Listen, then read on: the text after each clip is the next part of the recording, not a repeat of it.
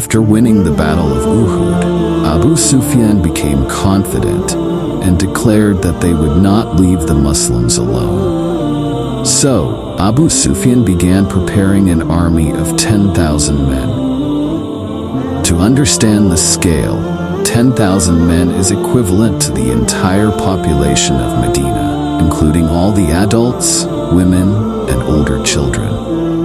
The total population of Medina, even counting all the elderly, was not even 10,000. When the Prophet Muhammad ﷺ learned about the preparations of the disbelievers, he immediately called for a meeting where everyone knew that a direct battle was impossible and something else had to be done. Salman the Persian, who was present at this meeting, suggested that since Medina is naturally protected by mountains on 3 sides, they only needed to secure one side, which was the north side of Medina. The Jews within Medina were their allies, and they had no issues with them. Therefore, if they dug a trench on that one side, it might give them some advantage in the battle. Everyone liked this suggestion, and work began immediately. Groups of 10 companions were assigned to dig 120 feet of the trench. To give you an idea, 120 feet is about the length of a Toyota Corolla car, and the companions had to work under such conditions that due to extreme hunger, they had tied stones to their stomachs. These Muslims dug a trench about 6 kilometers long on the Medina side in a very short time. How long is 6 kilometers? For example, think of a cricket stadium. Cricket stadium is very large. Similarly, if 36 more cricket stadiums were placed in a line, this trench would be that long. And if we look at Corolla cars, this trench could fit 6,560 Corolla cars.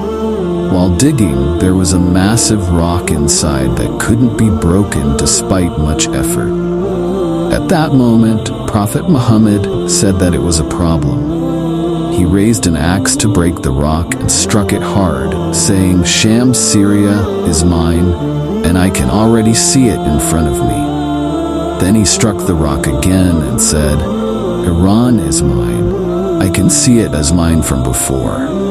Then, with a third strike, he shattered the rock into small pieces and said, "Keys to Yemen have also been given to me beforehand."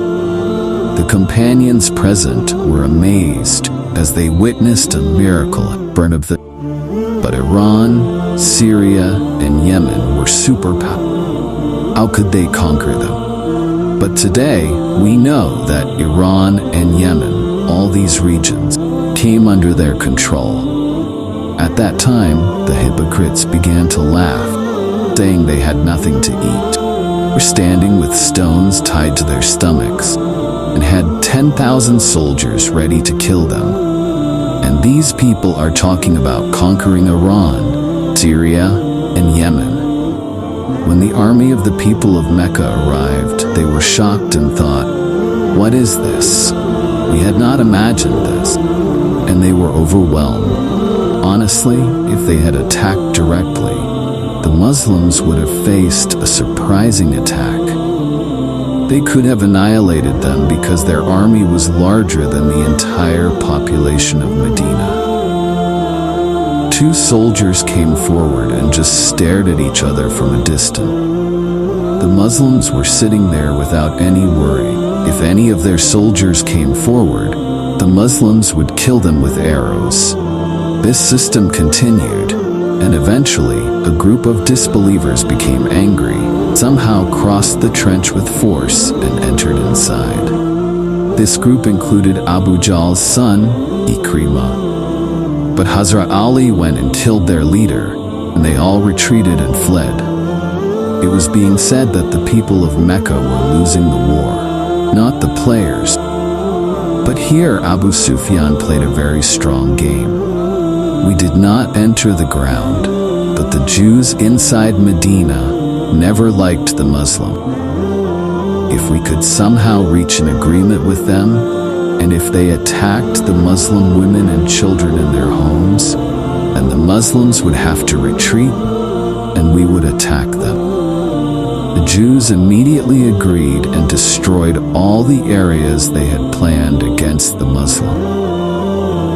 They started attacking the homes of the companions inside Medina. The Muslims were thinking about protecting their women and children in their homes and fighting the army of the people of Mecca. It was a very difficult situation for the Muslim. And even the Prophet Muhammad said that the only way to save the homes of the people of Medina was to make a deal with a group of disbelievers and give them 1/3 of the crops of Medina's field. But the companion said that if this was from Allah, then we would definitely make the deal. But if you are making such a big sacrifice to save our children, then do not do it. We will fight. The Muslims had completely lost their courage. There was a big twist in the story, and a man entered who changed the entire game with one move. Later, in the 4th quarter, a person came forward and said, "I want to meet Muhammad, and you meet Islam." He came close and said, "I have accepted Islam, but no one knows about it. Tell me how I can help you." Prophet Muhammad ﷺ said, "Do whatever you can. We are in great danger at this time." He said, "All right. Problem is solved." He told the Jews that the people of Mecca are very deceitful. Never support them. If they sense even the slightest that they are losing, they will leave you here and go back. That time, Muslims would not let you go. Yes, if you still want to make a treaty, then you must request some individuals as a guarantee. If they are truthful, they will surely provide it. Then he went directly to the disbelievers and told Sufyan that the Jews have never shown loyalty to anyone. You are mixed, both Jews and Muslim. The next day, the people of Mecca said, "We are attacking, so you should also attack. We should eliminate the Muslims forever." The Jews said, "Yes, we will attack, but you must give us some of your people as a guarantee." Now the people of Mecca did not listen to the Jews. When the Jews realized that no guarantees had been mentioned, they said they were betraying us.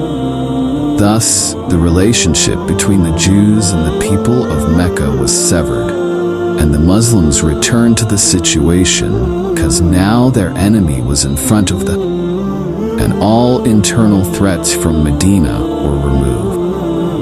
After just 1 month outside Medina, morale of the Meccans completely collapsed, and a powerful desert storm uprooted some of the Meccan social utensils for a day, and everyone fled.